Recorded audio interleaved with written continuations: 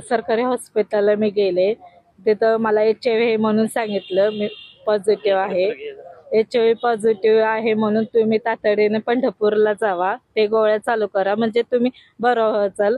पंढरपूरला गेले आणि तिथं मला गोळ्या वगैरे चालू केलं.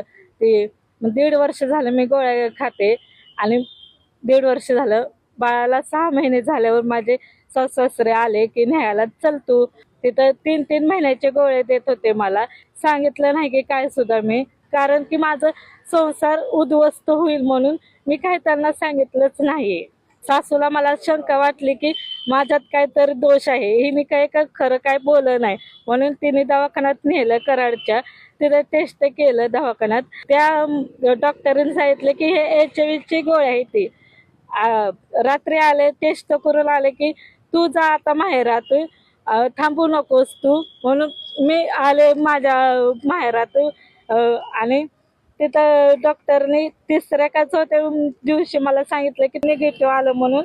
की मी गेले निगेटिव्ह आहे का खरं माझं चेक केली. मी 5 जणांना निगेटिव्हला केले. 5 जण. काय तुमची मागणी आता?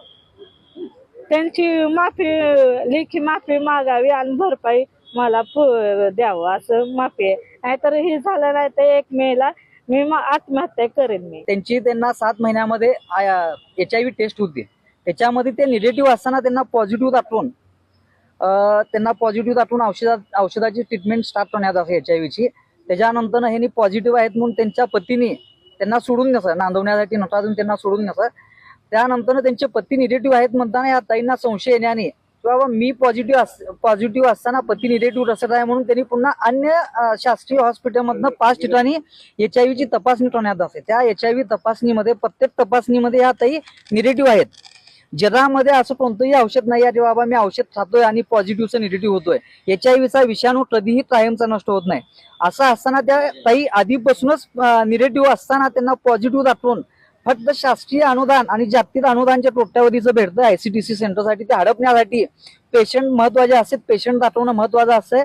म्हणून बोरस पेशंट दाखवणे आणि ते अनुदान हडपण्यासाठी एखाद्या बाईचा संसार उद्ध्वस्त करण्याचं काम या ICTC सेंटरने करत आहे.